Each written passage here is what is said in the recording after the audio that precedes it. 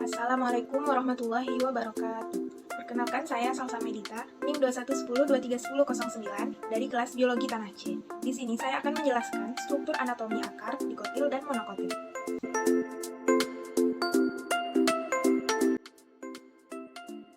Struktur anatomi akar terdiri dari epidermis, korteks, endodermis, dan stele atau silinder pusat.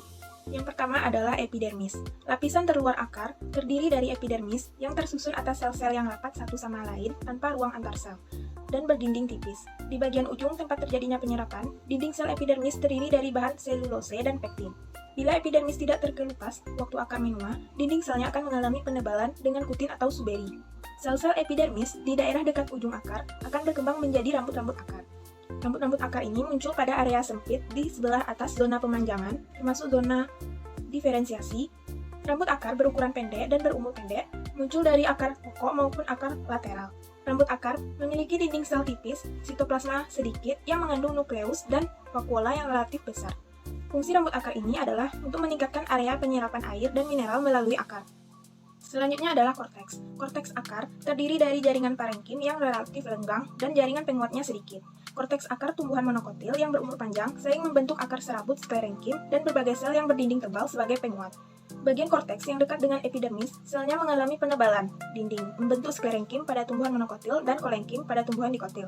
Biasanya lebih besar daripada korteks batang, sehingga lebih banyak berperan dalam penyimpanan. Dinding sel pada lapisan terluar korteks berkembang menjadi eksodermis. Eksodermis ini strukturnya mirip dengan endodermis yang dilapisi suberin, selulosa, dan kadang-kadang lignin. Setelah mengandung protoplas hidup saat dewasa, dan kadang-kadang di sebelah dalam eksodermis terdapat sklerenkim. Selanjutnya adalah endodermis. Endodermis adalah selapis sel yang bersambungan dengan membentuk silinder dan memisahkan korteks dari silinder bekas pengangkut. Pada awal perkembangannya, sel-sel endodermis membentuk pita-pita Kaspari, yaitu penebalan dari suberin dan lignin pada sisi radial dan antiklinal, bersamaan dengan terbentuknya protokilem di tempat tersebut. Pita Kaspari dinamakan juga sel peresap karena dapat meresap air dan zat hara. Selanjutnya adalah stele atau silinder pusat.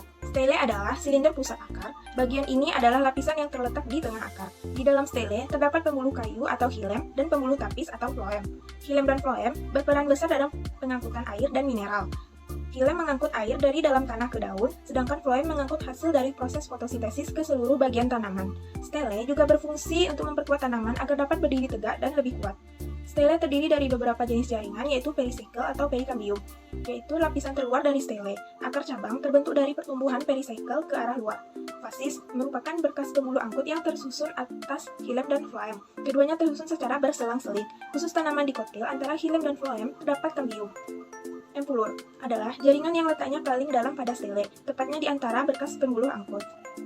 Pada anatomi akar dikotil, epidermis atau eksodermisnya terletak pada bagian luar akar yang berfungsi sebagai jalan air dan mineral. Lalu, korteksnya terletak di sebelah dalam epidermis yang berfungsi sebagai cadangan makanan. Selanjutnya, endodermisnya terletak sebelah dalam korteks dan di sebelah luar pericycle untuk mengatur masuknya air ke pembuluh. Lalu, pericycle letaknya sebelah dalam endodermis untuk membentuk cabang akar dan kambium gabus. Selanjutnya, hilem akar dikotil terletak di bagian tengah akar berbentuk bintang, serta floem di antara jari-jari yang dibentuk oleh hilem. Sedangkan anatomi akar monokotil, epidermis, korteks, dan pericycle, struktur dan fungsi dan lokasinya sama dengan dikotil. Lalu letak hilem dan floemnya saling berdekatan karena tidak ada kambium. Empulurnya berada di tengah, dikelilingi oleh hilem dan floem yang berselang-seling. Serta akar dikotil tidak memiliki parenkim sentral, sedangkan akar monokotil memiliki parenkim sentral. Pericycle akar dikotil terdiri dari satu lapis sel yang berdinding tebal, membentuk cabang-cabang akar sekunder yaitu kambium dan kambium gabus. Sedangkan pericycle monokotil terdiri dari beberapa tapis sel yang berdinding tebal hanya membentuk cabang akar. Serta empulur akar dikotil tidak memiliki atau hanya memiliki empulur yang sempit pada pusat akar, sedangkan empulur monokotil terletak pada pusat akar dan empulurnya luas. Baiklah, sekian penjelasan dari saya. Wassalamualaikum warahmatullahi wabarakatuh.